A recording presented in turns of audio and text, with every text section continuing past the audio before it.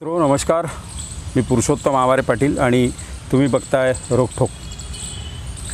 मित्रो, गेल्या 7-8 दिवसापासून जगभरामध्ये जे तिसऱ्या महायुद्धाची नांदी अशा प्रकारची आपण चर्चा करतोय, ती चर्चा करण्यासाठी कारण ठरलं आहे हमासनी इस्रायलवर केलेला हल्ला.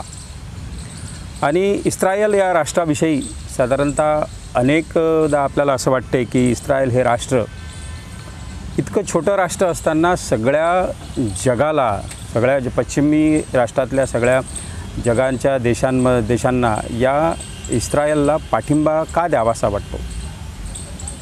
एका छोट्याशा राष्ट्रापुढे इस्रायल का बलाढ्य ठरत आहे.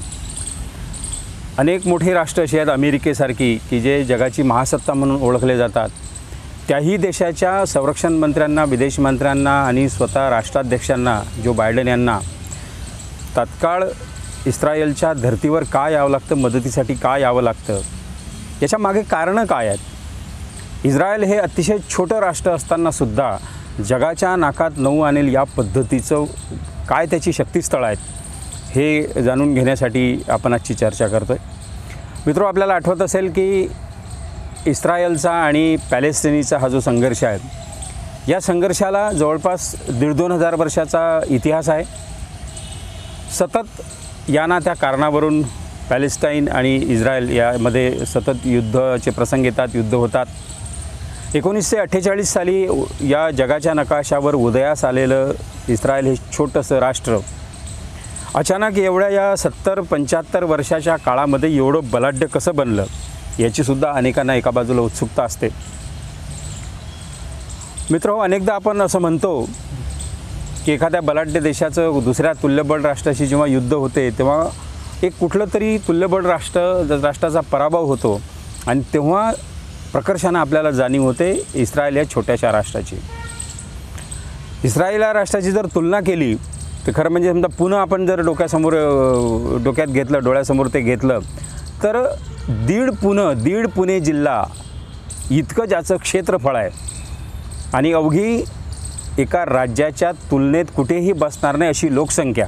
म्हणजे महाराष्ट्र जर उदाहरण घेतलं तर महाराष्ट्राची आजची लोकसंख्या जवळपास 12-12.5 कोटी लोकसंख्या आहे आणि इस्रायल या राष्ट्राची लोकसंख्या केवळ 90 लाख लोकसंख्या आहे. म्हणजे टोटल मानाने आपण जर सरासरीत बोललो तर 1 कोटी लोकसंख्या धरूया. त्याच्यात इस्रायली जे जीव आहेत मुळातले ते जास्तीत जास्त 80 लाख जीव आहेत. म्हणजे लक्षात घ्या की एका राज्याच्या एवढीसुद्धा लोकसंख्या नसणारा हा देश, एखाद्या मोठ्या जिल्ह्या एवढा हा देश, हा किती बलाढ्य पद्धतीनं युद्धसामुग्रिकदृष्ट्या, आर्थिकदृष्ट्या, विकसित राष्ट्राच्या दृष्ट्या किती समोर असू शकतो याचं इस्रायल हे उत्तम उदाहरण आहे. मित्रो, जगाच्या नकाशावर खरं म्हणजे आपण जर शोधायचा प्रयत्न केला की इस्रायल हे कुठे आहे, तर आपण मराठी ज्याला टिंब म्हणतो, पूज्य, त्या टिंबा एवढासुद्धा देश हा इस्रायल नाही. जगाच्या नकाशावर जर शोधायला गेलं आणि एक पॉईंट पेनाचा जर तिथे ठेवला आणि मग ते झूम करून बघितलं तर मग कुठं वाटते की हो इथे इस्रायल आहे. इतकंसं राष्ट्र आणि ज्या राष्ट्राने अनेक मोठमोठ्या देशांच्या उरात धडकी भरवली त्या आता प्रत्यक्ष मी सांगितलं की तुम्हाला इस्रायलमध्ये ज्यू जे आहेत, ज्यांना यहुदी पण म्हणतात, त्यांची लोकसंख्या किती आहे प्रत्यक्षात? 80 लाख. आणि जगभरात एकूण ज्यू वेगवेगळ्या राष्ट्रामध्ये जे विखुरलेले आहेत त्यांची संख्या काय असेल? त्यांची संख्या ही मात्र केवळ 1.5 कोटी लोकसंख्या आहे. आणि या 1.5 कोटी लोकसंख्या हे वेगवेगळ्या देशात विखुरलेली आहे. सर्वाधिक ज्यू जर कुठे असतील सध्या तर ते अमेरिकेत आहेत. म्हणजे इस्रायलनंतर सेकंड लार्जेस्ट लोकसंख्या कुठे असेल तर ते अमेरिकेत आहे. अमेरिकेत जवळपास 57 लाख ज्यू राहतात. आणि ते ज्यू केवळ राहत नाहीत तर त्या अमेरिकेच्या एकूण इकॉनॉमीला, एकूण त्याच्या आर्थिक संपन्नतेला हादरा देणाऱ्या परिस्थितीमध्ये सध्या ज्यू आहेत. जर आकडेवारी आपण लक्षात घेतली तर साधारण असं दिसतं की हमासचा हल्ला झाल्यानंतर ज्यू ज्या पद्धतीने लढले आणि सध्याही ज्या पद्धतीने लढत आहेत त्यावरून असं दिसतं की युद्धशास्त्र हे अतिशय महत्त्वाचं त्याच्या देशात मानलेलं आहे. शालेय शिक्षणामध्ये 5व्या वर्गापासून युद्धशास्त्राचं सैनिकी शिक्षणाचं प्रशिक्षण दिलं जातं. म्हणून जगभरमधले जीव असतील किंवा इस्रायलमध्ये जीव असतील ते अतिशय चिवट आहेत, काटक आहेत. देशभक्ती त्यांच्यामध्ये आपण ज्याला हिंदीत म्हणतो कूट कूट के भरी आहे या पद्धतीचं वातावरण मित्र जूनचं आपल्याला देशामध्ये दिसते. हमासचा हल्ला झाल्यानंतर इस्रायली नागरिकांनी अचानक आपल्या देशाप्रती त्यांना काळजी वाटायला लागली. आणि तुम्हाला आश्चर्य वाटेल, एखाद्या देशात युद्धाचं वातावरण असलं तर त्या देशातले एज्युकेटेड माणसं, श्रीमंत माणसं, गर्भश्रीमंत माणसं देशप्रेम बाजूला ठेवून देश सोडण्याच्या तयारीत असतात. मात्र जूनचं तसं नाही. हमासनं जेव्हा इस्रायलवर हल्ला केला आणि हे युद्धाचं सगळं वातावरण सुरुवात झालं, 8 दिवस झाले ज्या पद्धतीचं ते युद्ध सुरू आहे, ते ऐकल्याबरोबर जगभरातले सगळे जीव प्रामुख्यानं आपल्या नोकऱ्या वगैरे सगळं सोडून आवश्यक ती साधन सामुग्री घेऊन इस्रायलच्या दिशेनं जेव्हा निघाले तेव्हा जगाला आश्चर्य वाटलं की किती देशभक्ती यांच्यात आहे. कोट्यावधी रुपयांच्या पॅकेजेसची नोकरी अमेरिकेतल्या अनेक उद्योगांमधली सोडून, त्याच्यावर पाणी सोडून इस्रायलचे नागरिक आपल्या देशाच्या संरक्षणार्थ त्या युद्धात सहभागी होण्यासाठी निघालेले आहेत. कारण प्रत्येक जीव माणूस हा सैनिकी शिक्षण घेतलेला असतो. आणि अमेरिकेला हा प्रश्न पडला नाही की हे नागरिक सोडून जात आहेत तर जा सोडून, अजिबात नाही. उलट या सगळ्या ज्यू नागरिकांसमोर त्यांना शरणागती पत्करावी लागली की तुम्ही जा. पगारी सुट्टी देण्याचं सुद्धा त्यांनी जाहीर केलं. 2 महिने, 6 महिने, वर्षभर तुम्ही जा. तुमच्या नोकऱ्या आमच्या इथे आरक्षित राहतील, शाबूत राहतील, भरपगारी रजा घ्या. त्यांना माहीत आहे की एका ज्यूची बुद्धिमत्ता काय असू शकते. एका आर्थिकदृष्ट्या संपन्न असलेल्या ज्यूचं अमेरिकेच्या राष्ट्राच्या एकूण प्रगतीमध्ये, विकासामध्ये काय योगदान असू शकतं या पद्धतीची जाणीव मित्रांनो या सगळ्या लोकांना आहे. अमेरिका ही साधारणतः जगाची महासत्ता म्हणून ओळखलं जातं. अमेरिका हे राष्ट्र बलाढ्य राष्ट्र आहे. तुम्हाला आठवत असेल की युद्धाचा प्रसंग ओढवल्यानंतर हमासनी जेव्हा हल्ला केला आणि यांनी प्रतिहल्ले चालू केले पॅलेस्टीनवर, गाझापट्टीवर जेव्हा बॉम्बिंग, रॉकेटचा मारा चालू केला, तेव्हा युद्धाच्या 3ऱ्या दिवशी अमेरिकेच्या संरक्षण मंत्र्याला स्वतंत्र विमानानं येऊन इस्रायलमध्ये यावं लागलं परिस्थिती बघण्यासाठी. अमेरिका ही कुठल्याही छोट्या मोठ्या घटनेनं हलणारं राष्ट्र नाही आहे. 3ऱ्या दिवशी अमेरिकेचा संरक्षण मंत्री त्या ठिकाणी येतो. 5व्या 6व्या दिवशी अमेरिकेचा बलाढ्य महासत्तेचा राष्ट्राध्यक्ष जो बायडन स्वतंत्र विमानानं इस्रायलमध्ये उतरतो. याचा अर्थ काय हे लक्षात घ्या. म्हणून ज्यू आहेत आणि इस्रायली जे आहेत ते फार साधी माणसं नाहीत. अमेरिकेच्या एकूणच आर्थिक योगदानात, अमेरिकेच्या विकासात ज्या पद्धतीने त्यांनी योगदान दिलेलं आहे ते योगदान अतिशय महत्त्वाचं आहे मित्रो. मी मगाशी सांगितलं की अमेरिकेत 57 लाख जीव राहतात आणि इतर जे 1.5 कोटी जीव आहेत जे जगभरात विखुरलेले आहेत. अमेरिकेत सर्वाधिक आहेत, भारतातही जीव आहेत. एकट्या मुंबईमध्ये 8,000-8,500 जीव लोक राहतात. त्याच्यामुळे तुम्ही लक्षात घ्या. आणि सगळे जीव हे सगळे गर्भश्रीमंत, वेगवेगळ्या उद्योगांमध्ये पसरलेले, अतिशय श्रीमंत. भारतामध्ये जवळपास 140 कोटी आपण आहोत. आणि आपण तर अनेकदा असं म्हणतो भारताची लोकसंख्या सांगताना, खरं प्रत्यक्षात त्या आकडेवारीत जर मोजायला गेलं तर भारताची लोकसंख्या 100 कोटी 39 लाख पॉईंटवर अशी वर काही असते. पण पॉईंट मोजतही नाही आपण, कारण संख्येच्या दृष्टीने आपण एवढे पुढे गेलेले असतो की पॉईंटच्या पुढचे आकडे मोजत नाही. आणि इस्रायल आणि जूनची संख्या हे पॉईंटच्या पुढचीच संख्या आहे. म्हणजे की पॉईंटला किती महत्त्व आहे. भारत हा 150 कोटींचा देश आहे म्हणून आपण त्याला पॉईंटच्या पुढच्या संख्येला महत्त्व देत नाही. पण पॉईंटच्या पुढची लोकसंख्या असणारा हा इस्रायल आहे आणि तेवढाच काटक आहे आणि तेवढाच देशभक्तीपूर्ण आहे. इस्रायलच्या 150 पट प्रत्यक्षात आम्ही आहोत. प्रत्यक्षात 80 लाख ज्यू इस्रायलमध्ये राहतात, जगभरात 1.5 कोटी राहतात आणि आम्ही 150च्या कोटी पुढे गेलेलो. आता प्रत्यक्षात इस्रायल या राष्ट्रातल्या नागरिकांचा पर कॅपिटल इन्कम बघा किती आहे, ज्याला आर्थिक भाषेत GDP म्हटलं जातं.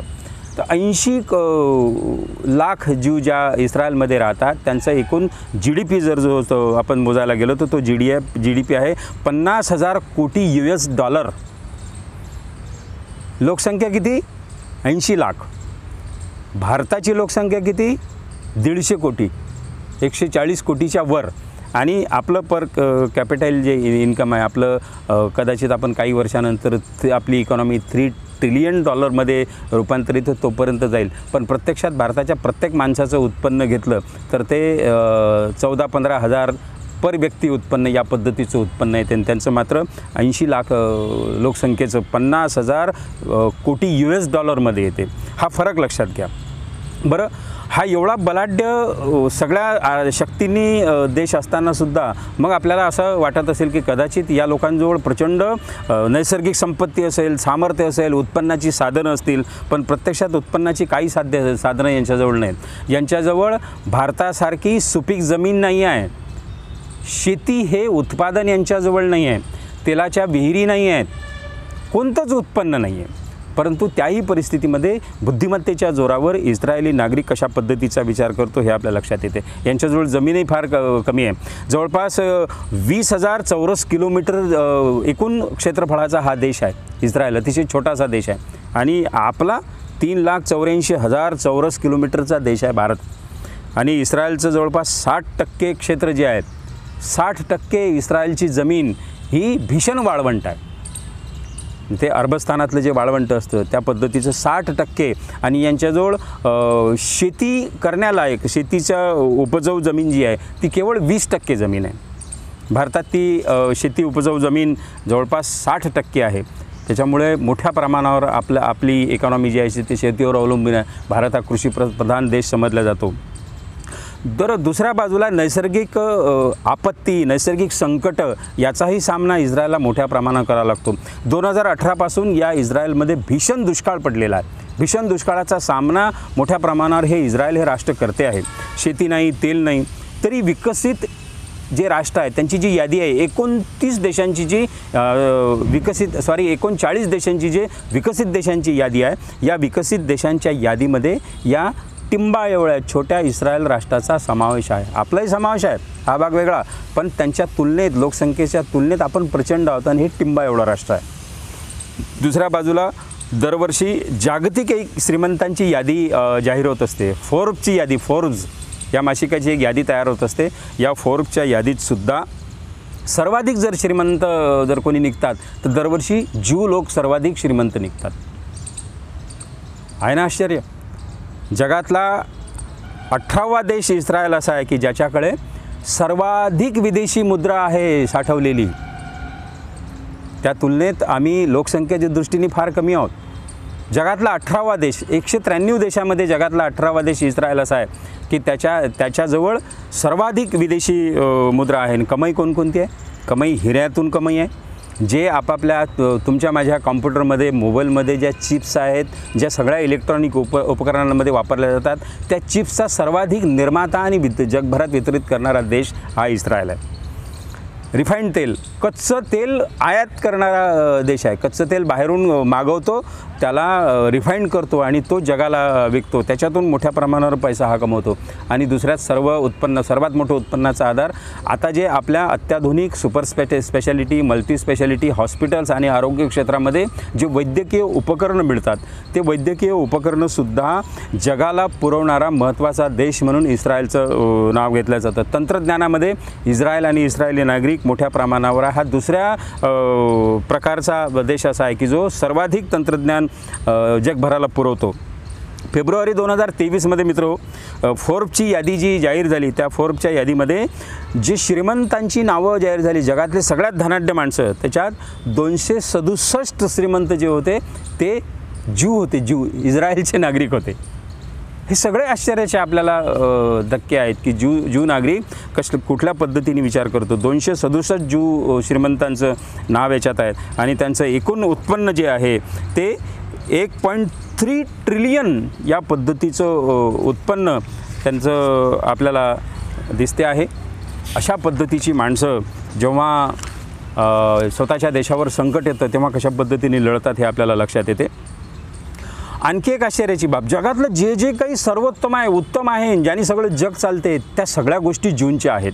आपण सगळे लोक आता कुठली गोष्ट सर्च करायची आहे तर गुगलच्या माध्यमातून सर्च करतो. गुगल ही कंपनी ज्यूंनी निर्माण केलेली आहे. लॅरी बेन हा गुगलच्या संस्थापकांपैकी एक आणि तो ज्यू आहे. सुंदर पिचाई हा तर तिथे नोकरदार आहे, हा जो भारतीय माणूस आहे. तुम्हाला ऑर्केल ही सॉफ्टवेअर कंपनी, या कंपनीचं नाव तुम्ही इंजिनियर असाल तर ऐकलं असेल. ऑर्केल सॉफ्टवेअर ही कंपनी ही ज्यूंनी स्थापन केलेली कंपनी आहे. मायक्रोसॉफ्ट जी आहे तीसुद्धा मायक्रोसॉफ्टचा मोठा गुंतवणूकदार जो आहे तो ज्यू नागरिक आहे. त्यानंतर ह्युमबर्ग ही मीडिया कंपनी जी आहे ती जगातल्या सगळ्या मोठ्या ब्रेकिंग आणि स्कूप जगाला पुरवते, ती ह्युमबर्गसुद्धा ज्यूंची कंपनी आहे. तुम्ही कॉम्प्युटरच्या क्षेत्रात डेल हे नाव ऐकलं असेल.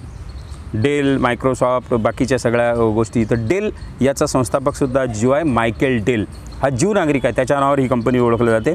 आणि सर्वात महत्त्वाचं, ज्या फेसबुकवरून आम्ही सगळं आपलं सोशल मीडिया समजतो आणि त्याच्यावरून आपलं दळणवळण सगळं चालू असते, तो फेसबुकचा सध्या मालकसुद्धा ज्यू आहे. झुकरबर्ग, मायकल झुकरबर्ग हा ज्यू आहे. शोधाचं नवं नाव गेल्या काही वर्षात इस्रायल हे झालेलं आहे. आणि तुम्हाला लक्षात येईल की सर्वाधिक संशोधक, सर्वाधिक लोकप्रिय माणसं, सर्वाधिक श्रीमंत माणसं ही ज्यूंची आहेत. आईन्स्टाईनचं नाव तुम्ही ऐकलं असेल, संशोधक आईन्स्टाईन हा सुद्धा ज्यू होता मित्र. ज्ञानाच्या क्षेत्रामध्ये ज्यूंचं योगदान इतकं मोठं आहे की आतापर्यंत वेगवेगळ्या संशोधनाची जी नोबेल पारितोषिकं आहेत ती सर्वाधिक इस्रायलकडे आहेत. छोटं राज्य, टिंबा एवढं राष्ट्र, परंतु सर्वाधिक नोबेल पारितोषिकं जी आहेत ते ज्यूंच्या नावाने जमा आहेत. ज्यूंना जगभरामध्ये इस्रायलच्या नावावर 13 नोबेल प्राईज आहेत. आणि भारताकडे 80 लाख लोकसंख्या असणाऱ्या ज्यूंकडे 13 नोबेल प्राईज आणि 150-150 कोटीचा देश असणाऱ्या भारताकडे केवळ 12 नोबेल प्राईज आहेत मित्रांनो. लक्षात घ्या. आणखी एक असं एक चोरटं तंत्रज्ञान होतं की जे आपल्या मोबाईलमध्ये घुसून सगळं काही शोधून घेत होतं. पेगाससचं नाव काही वर्षापूर्वी, काही महिन्यापूर्वी ऐकलं असेल की अमुकाच्या मोबाईलमध्ये पेगासस गेलं तर तो सगळी तुमची माहिती चोरून नेते. हे पेगासस जे आहे हे ज्यूंचं उत्पादन आहे, हे ज्यूंचं फाइंड आहे. येऊ शकतो, पण माझ्या देशात युद्ध चालू आहे, मला त्याच्यात काहीतरी योगदान दिलं पाहिजे म्हणून कोट्यावधी रुपयाच्या पॅकेजच्या नोकऱ्या सोडून ज्या पद्धतीने जगभरातून सगळे ज्यू एकत्र होऊन इस्रायलमध्ये आपल्या देशात येत आहेत, युद्धात सहभाग घेण्याच्या ईर्षेनं येत आहेत, तो देशभक्तीचा जज्बा मात्र त्याला आपण सलामच केला पाहिजे. मित्रो, मी आशा करतो हा व्हिडिओ तुम्ही आवडला असेल. हा व्हिडिओ आवडला तर हे चॅनल सबस्क्राईब करा, हा व्हिडिओ शेअर करा आणि पुढे जा. धन्यवाद.